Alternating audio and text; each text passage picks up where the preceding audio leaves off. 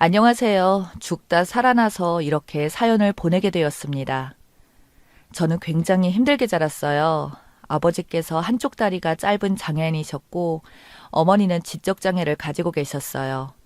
그래서 초등학교 때부터 제가 모든 일을 알아서 해야 했고 도시락을 싸가는 것도 소풍 가기 전에 가방 챙기고 때가 묻은 카라 같은 것도 고사리 같은 손으로 제가 다 빨았습니다. 소위 애늙은이였죠. 돈도 없고 제대로 먹지도 못해 딱 봐도 깡마르고 없이 자란 것 같은 저를 항상 잘 챙겨주는 친구들이 있었습니다. 그 친구들은 초등학교 1학년 때부터 저와 같은 반이었어요. 남자 2명과 여자 1명 그리고 저까지 사총사였어요. 그 친구들은 저와 달리 집안이 어마어마하게 잘 살았습니다. 저도 동네는 강남권이었지만 거의 판자촌 같은 곳에서 살았거든요.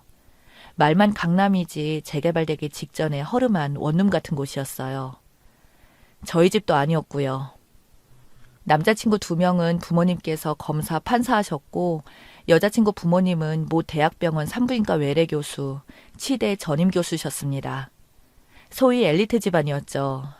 그런 친구들이 저를 차별하지 않고 오히려 본인들 맛있는 거 있거나 주말에 부모님과 놀러 갈 때가 있으면 부모님께 부탁해 저를 데려가기도 했습니다. 친구들의 부모님들은 인성이 정말 좋으셔서 꼬질꼬질한 저를 미워하지 않고 자식처럼 잘 챙겨주었습니다. 일부러 제 생일이 되면은 기죽지 말라고 백화점에 가서 옷을 한 다발 사주시기도 했고요. 동정이 아니라 생일이니까 선물 주는 거라고 하면서 위축되지 않게 일부러 그런 식으로 옷을 사주셨어요. 그런 친구들은 제 평생의 은인이었습니다. 친구들 덕분에 자신감도 많이 생기고 든든했어요. 중학교 올라가서는 제가 공부에 두각을 많이 나타내 친구들이 저에게 공부 도움 요청을 하기도 했고요. 친구들 부모님들도 학원도 안 다니는데 항상 전교권을 웃도는 저를 신기하게 보셨습니다. 그리고 고등학교에 올라가서 저희는 뿔뿔이 흩어졌습니다.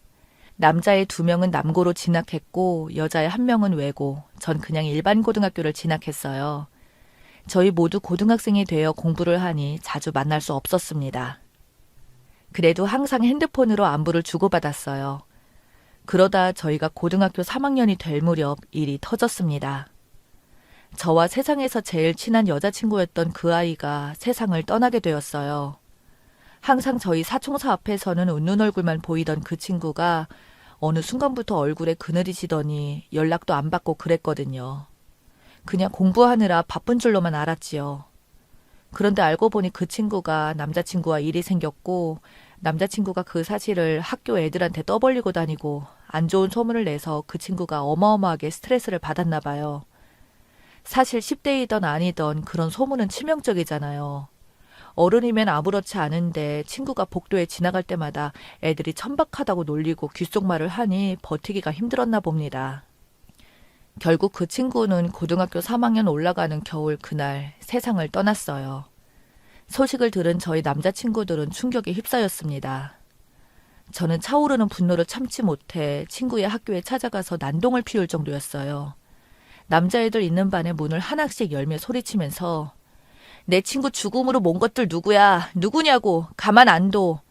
똑똑히 들어. 그런 소문을 듣고 왈가불가한 니네들도 공범이야. 알겠어? 소문 퍼뜨린 놈 당장 나와. 하면서 막대걸레 휘두르고 정말 난리도 아니었습니다. 한 여자아이가 남의 학교에 찾아와 죽일 듯이 달려드니 학교에 상주하는 경비, 순찰하는 분들이랑 학교 선생님들이 절 끌어내고 저희 학교에 찾아오셔서 사건 설명하시고 거의 저는 퇴학 직전까지 갔습니다. 제가 다른 학교에서 난동을 피웠다는 사실 때문에 저희 학교에 있던 애들도 절 이상하게 보고 따돌리기 시작했어요. 그런데 저는 떳떳했어요. 내가 뭘 잘못했나 싶었고 죽은 내 친구를 벼랑 끝까지 몰고 간 니네가 이상한 거 아니냐고 소리쳤지만요. 사총사에 있던 남자친구들도 분노를 참지 못하고 한 번도 눈물 보이지 않았던 그 애들이 친구의 장례식에서 이틀 내내 너무 울어서 눈을 뜰 수 없을 지경이었고요. 남자친구들이 부모님이 검사, 판사였기에 이번 사건에서도 힘을 많이 써주셨습니다. 너무 우왕좌왕해서 어떻게 해야 할지 모르는 여자친구의 부모님 대신에 고소 등을 알아봐 주셨고 언론을 통해 사건을 여론화시켜 주시기도 했고요. 그런데 그렇게 한다고 해서 죽은 사람이 돌아오나요? 저와 남자친구들은 가슴에 큰 대못이 박혔습니다. 사총사에서 삼총사가 된 저희는 다짐했죠. 우리 서로 힘든 일이 있으면 그냥 가만히 내버려 두지 말고 발벗고 도와주자. 서로가 서로의 끈이 되어서 바다에 침몰하지 않게 잡아주자 하면서요. 그렇게 정말 말도 안 되는 일이 생긴 뒤 저는 학업을 거의 포기하다시피 했습니다. 문과에서 전교 1등을 줄곧 했던 저는 그 사건 이후로 아예 공부에서 손을 뗐고요. S대의 법학과에 들어가기 위해 법관이 되는 게 꿈이었던 저는 이유 없는 무력감을 느꼈습니다. 실제 그 사건이 터졌을 때 아무리 좋은 변호사, 부장 출신 판사, 변호사를 써도 친구를 죽음으로 내몬 애들이 실질적으로 처벌받는 것은 없었기 때문입니다. 남자친구들은 그래도 학업을 포기하지 않고 공부해서 소위 명문대에 들어갔지만 저는 그러지 못했어요. 그냥 국립대 4년제 학교에 들어갔습니다. 졸업도 겨우 했어요. 부모님보다 더 의지한 친구였기에 친구의 상실이 저에게 우울감을 불러일으킨 것 같아요. 대학교 졸업 후 호주로 워킹 홀리데이를 몇 년 갔다 오고 나서 모은 돈으로 한국으로 들어와 카페를 차렸습니다. 무슨 생각이었는지 몰라요. 당연히 쫄딱 망했고 그때부터 제 인생은 나락으로 떨어졌습니다. 빚더미에 앉으니까 사람들의 시선이 무서워지더라고요. 당연히 삼총사 친구들 연락도 다 씹었습니다. 삼총사 남자애들이 저를 찾겠다고 제 학교에 전화까지 하고 사방팔방 저를 찾아다녔다는데 저는 감쪽같이 자취를 숨겼네요. 너무 창피했어요. 친구들은 이미 학교를 졸업해서 한 명은 변호사, 한 명은 형사를 해서 승승장구했는데 나만 초라하게 이렇게 나락에 떨어진 것 같았습니다. 엎친 데 덮친 격으로 부모님도 돌아가셨고요. 그러다 제가 홧김에 남자를 만나게 되었어요. 워킹 홀리데이에서 만난 애였는데 그 남자아이는 호주에 있을 때부터 저를 좀 심하게 짝사랑했습니다.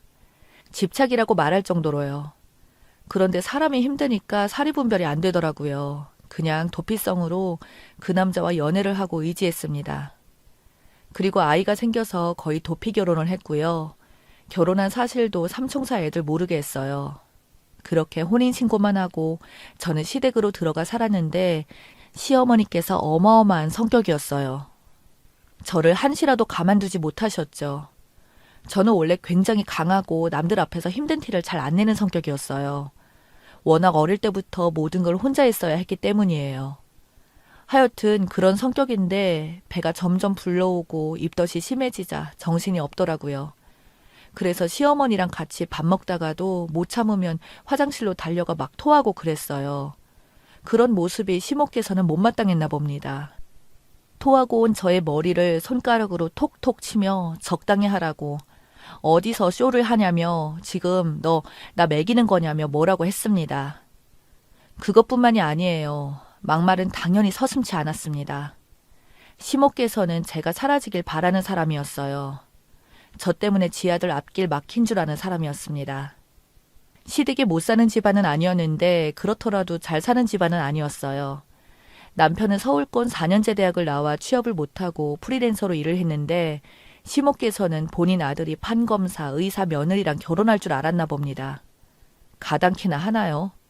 그래서 맨날 저를 폄하하고 이 세상에서 없어져야 할 존재로 보셨어요. 어쩌다 시모 핸드폰 어플 정리를 해드리다가 네이버 검색창을 봤는데 검색 기록이 상상 초월이더라고요. 임산부한테 안 좋은 것들 검색한 흔적들이 수두룩했고 그걸 본 순간 온몸에 소름이 쫙 돋았습니다. 남편한테 말도 못하고 그냥 미쳤구나 싶었어요. 설마 했죠. 설마 나한테 그런 짓을 하려고 싶었습니다. 그렇게 시간이 조심스럽게 흘렀고 저도 아이를 낳게 되었어요. 아이를 낳는 도중에 제가 쇼크가 오고 거의 정말로 죽을 뻔했습니다. 어떻게 애를 낳았나 생각도 안 날 정도였어요. 출혈 정도가 너무 심해서 의사 선생님도 등골이 오싹 하셨답니다. 그래도 어찌저찌 수술한 뒤 몸의 회복을 위해 입원을 했습니다. 그런데 거기서 일이 터진 거였죠. 부모님 모두 돌아가시고 남편도 그때 무슨 일이 있어서 산후조리원도 혼자 가게 됐는데 시모께서 저를 챙겨주신다고 했어요. 솔직히 엄청 찜찜했습니다. 그냥 뭔가 꿍꿍이가 있어 보였어요. 그런데 직감은 틀리지 않았어요. 산후조리원에서 나온 음식을 먹고 있었던 제가 쓰러지게 된 겁니다. 순간 정신이 아득해지면서 목이 타는 듯한 고통이 느껴졌어요. 간신히 제가 팔로 비상벨을 눌러서 방으로 사람들이 들어왔고 저는 대학병원으로 실려갔습니다. 이게 대체 어떻게 된 일인지 병원 측에서도 황당해했어요. 결국 경찰 조사에 들어갔습니다.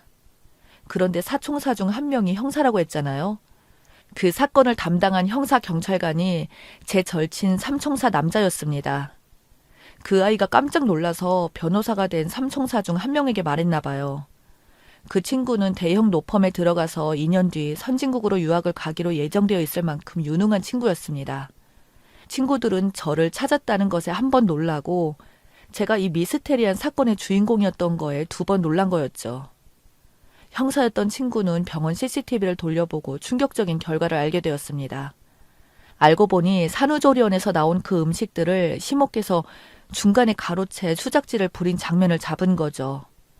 병원 비상계단 밖에 있던 CCTV의 측면으로 아주 짧은 장면 잡혔습니다. 그 사실을 듣고 친구는 극대노해서 바로 본인 회사에서 나오는 고급 세단을 몰고 저에게 찾아왔습니다. 어떻게 이런 일이 있는데 말도 안 했냐? 우리가 너를 얼마나 찾은 줄 알아? 제발 힘든 일이 있으면 말 좀 해. 라며 제 변호를 맡아주겠다고 선뜻 나서주었네요. 나 실력 좋다고 우리 로펌에서도 손꼽는 인재니까 나만 믿으라고 하면서요. 그렇게 삐까뻔쩍한 세단을 타고 양복을 갖추고 법원 배지를 찬 친구는 조사받는 시목계 가서 말했나 봐요. 제가 대한민국에서 제일 유명한 변호사입니다. 내가 세상에서 제일 아끼고 중요시하는 사람이 당신 며느리입니다. 사람 잘못 건드셨습니다. 부모 없다고 사람 한 명 죽이면 아무도 모를 줄 알았나요? 소송 한번 끝까지 가보자고요. 라고 시모에게 경고를 때렸나 봅니다. 시모는 당연히 안 걸릴 줄 알았는데 사색이 되어 끝까지 발뺌했지만 형사 친구의 치밀한 조사와 증거 수집에 결국 시모는 구속영장이 떨어졌고 살인미수로 수사받고 있고요. 저는 기도가 다 헐어서 처음에 말도 안 나오고 정말 너무너무 힘들었지만 친구들의 격려와 위로 덕분에 몇 개월 뒤 목소리를 다시 찾을 수 있었어요. 그리고 남편에게 이혼 소송을 했습니다. 이딴 놈이랑 결혼한 내가 미쳤구나. 이제서야 정신이 들은 거였지요. 그렇게 저는 이혼했고 갓난 자식을 데리고 시댁에서 나왔습니다. 삼총사 친구들의 도움으로 작은 전셋집을 얻을 수 있었고요. 시모의 형량 1심에서 징역형이 떨어졌는데 생각보다 낮은 형량에 저희는 항소를 했습니다. 마음 같아서는 무기징역을 받고 평생 감옥에서 썩었으면 좋겠어요. 그래도 삼총사 변호사 친구와 형사 친구 덕분에 소송 준비가 그렇게 힘들지 않았습니다. 심적으로 의지가 됐거든요. 친구들은 말하더라고요. 너 왜 그동안 꽁꽁 숨기고 혼자 없어졌어? 은지 그렇게 허망하게 가고 나서 우리 약속한 거잖아. 서로 도와주고 끈이 되어주기로.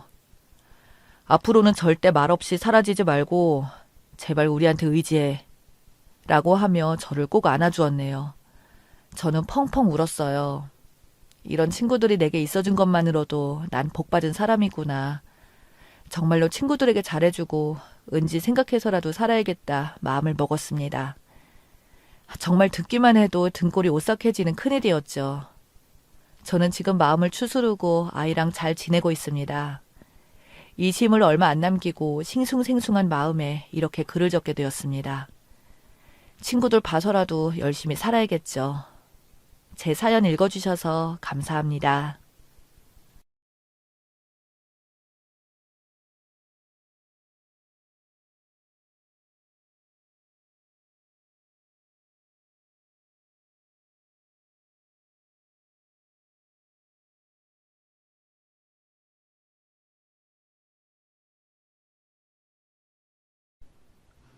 안녕하세요. 저는 한 병원에서 근무하고 있는 간호사입니다.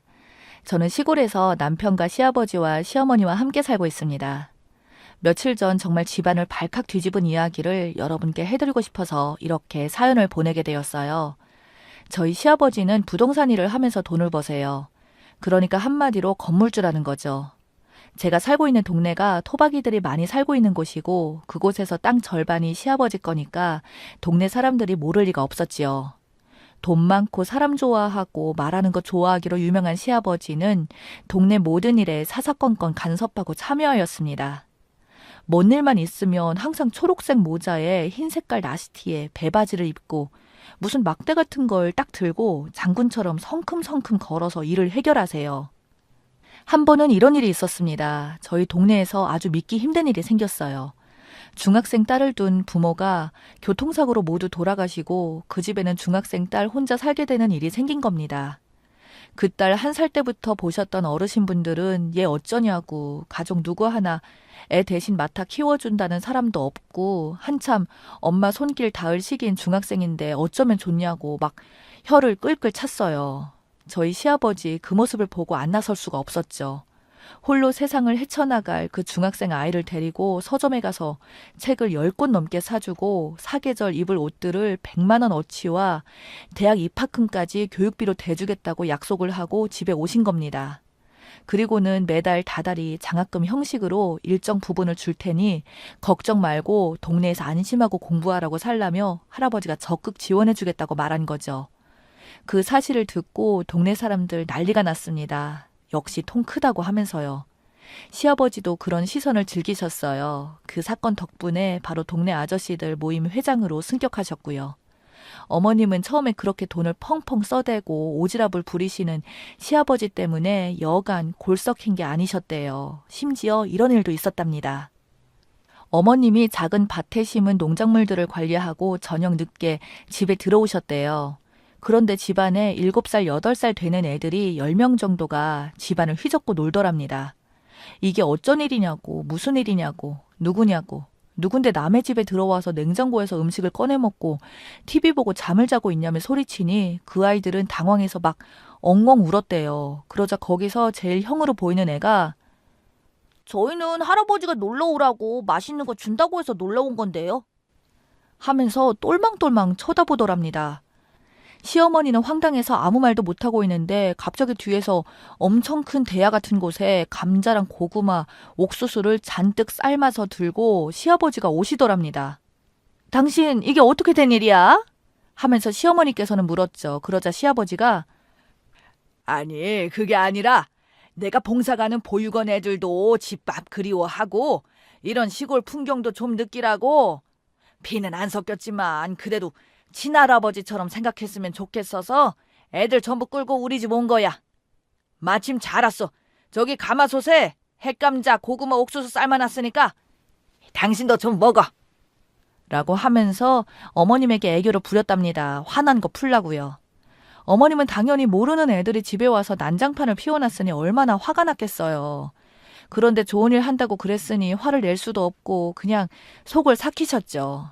시아버지께서 또 마냥 어머님 속을 섞인 것만은 아니에요. 사실 어머님 여동생이 몸이 많이 안 좋으셔서 거의 10년간을 투병하셨어요.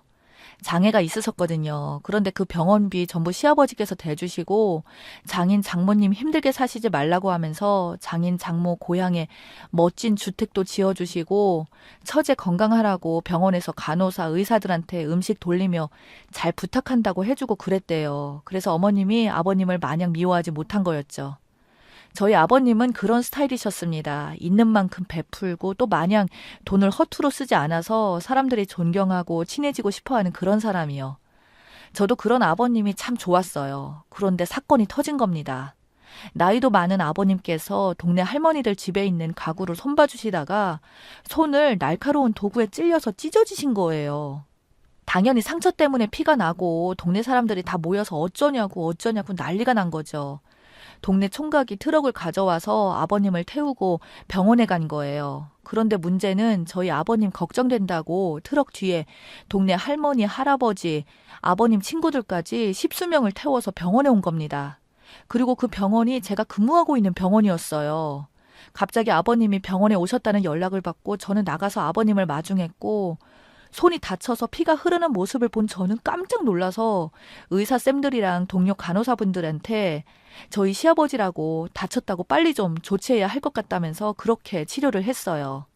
아무래도 저희 시아버지이다 보니까 의사 선생님들도 그렇고 간호사 동료 선생님들도 그렇고 더 신경 써서 잘해드리려고 챙겨드렸어요. 응급 교수님이 저희 아버님 왔다는 소식을 듣고 아버님이시냐며 인사까지 오시고 하여튼 시골에 있는 병원이다 보니 그런 친근감이 좀 있었습니다. 그런데 아버님과 같이 트럭 뒤에 타고 온 할머니, 할아버지, 그리고 아버님 친구들이 그런 모습을 보고 깜짝 놀란 거예요.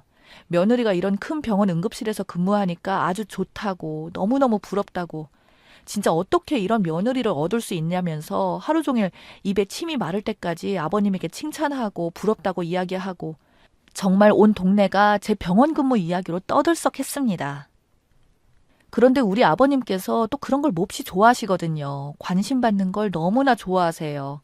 며느리 덕분에 병원에서 치료도 빨리 받고 동네 사람들한테 멋있는 척도 할 수 있으니 너무너무 싱글벙글 기분이 좋아지신 거예요. 만날 때마다 다들 그거 가지고 난리니 얼씨구 좋다고 매일 춤추시고 그러셨어요. 참 재밌으시네 하고 말았죠.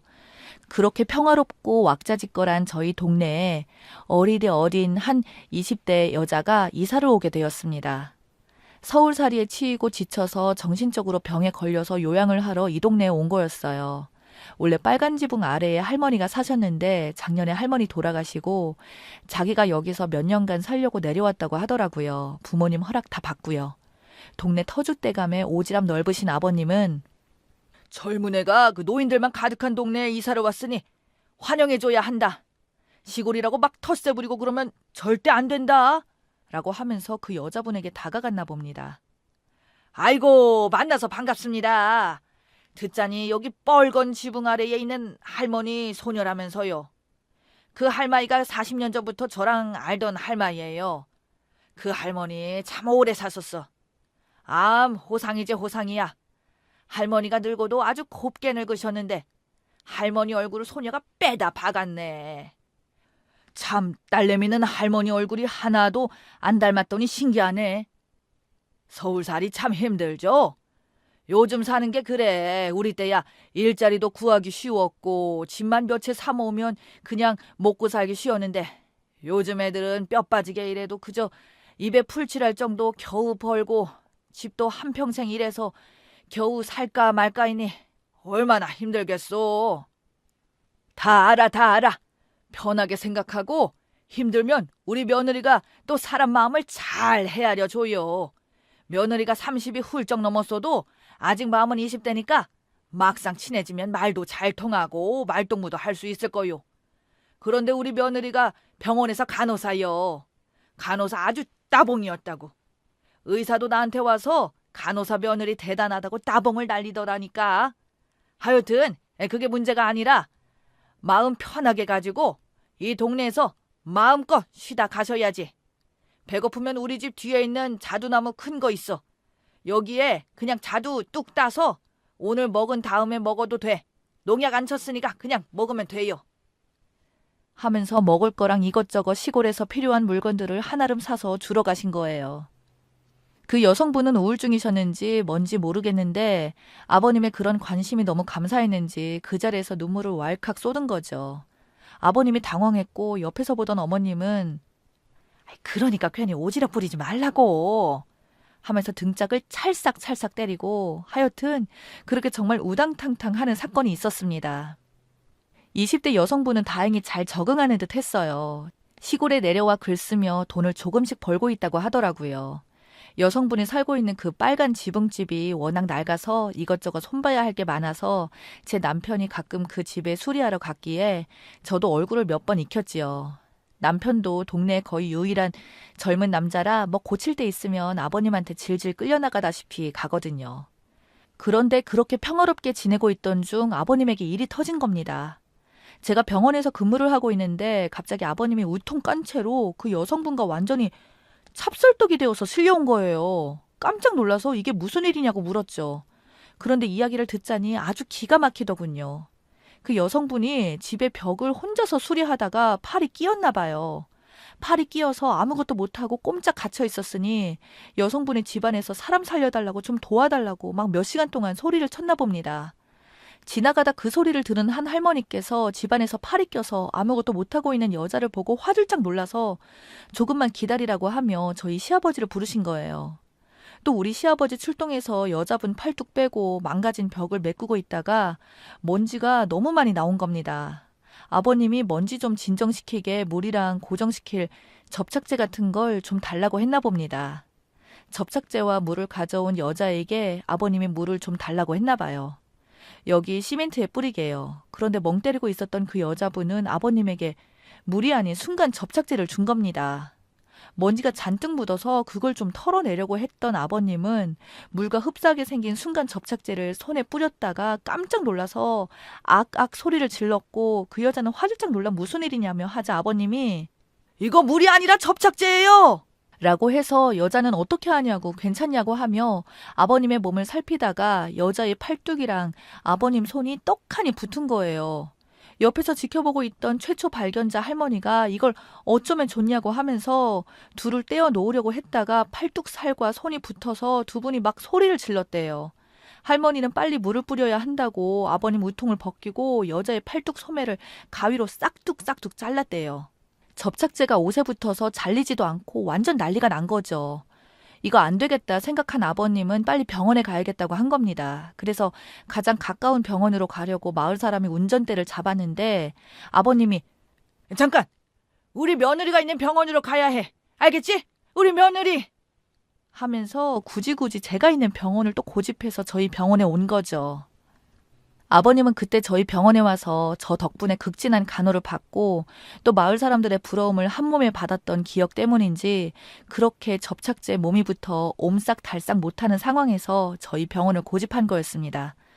이걸 웃어야 할지 말아야 할지 그렇게 급한 상황에서 저희 병원을 고집하다니 감사하긴 한데 한숨이 나오더라고요. 그 사이 접착력이 번지고 옷에 있던 접착제가 몸통에까지 묻어서 완전히 한 몸이 된 아버님과 그 여성분을 급하게 응급실로 데려와서 접착제 녹이는 약품을 가져와 살살 바르고 겨우 떼어냈습니다. 그 여성분은 너무너무 죄송하다고 순간 정신을 못 차리고 접착제 달라는 줄 알고 물 대신 접착제를 주었다고 하면서 울더라고요. 우리 아버님은 울지 말라고 사나이는 이런 거 아무 상관없다고 어차피 다 늙은 할바이가 피부에 접착제 좀 묻었다고 문제될 거 뭐 있겠냐며 아가씨나 걱정하라고 태연하게 위로를 해주셨어요. 저는 그 이야기를 듣고 우리 아버님이 멋지네. 정말 대단하시네. 하고 그렇게 치료를 해드렸네요. 다행히 아버님이랑 그 여성분 피부는 크게 찢어지거나 하지 않고 잘 녹여서 떼어드렸습니다. 아버님은 그 와중에도 역시 우리 며느리 최고라며 같이 온 마을 사람들에게 쌍따봉을 날렸네요. 그 사건을 계기로 저와 그 여성분은 말을 트게 되었어요. 우리 아버님 너무 오지랖 넓어서 힘들지 않냐, 불편하지 않냐, 조금 거슬리면 바로 말하고 내가 대신 아버님께 말씀드리겠다라고 하니 여자는 속마음을 꺼내더라고요.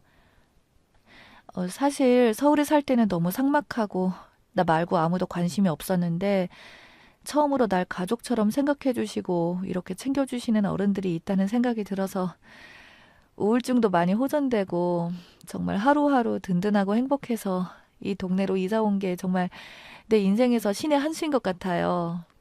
아버님이 항상 말 걸어주시고 먹거리 챙겨주셔서 너무너무 고마워서 어쩔 줄 모르겠어요. 라며 갑자기 눈물을 글썽거리는데 많은 생각이 들더라고요.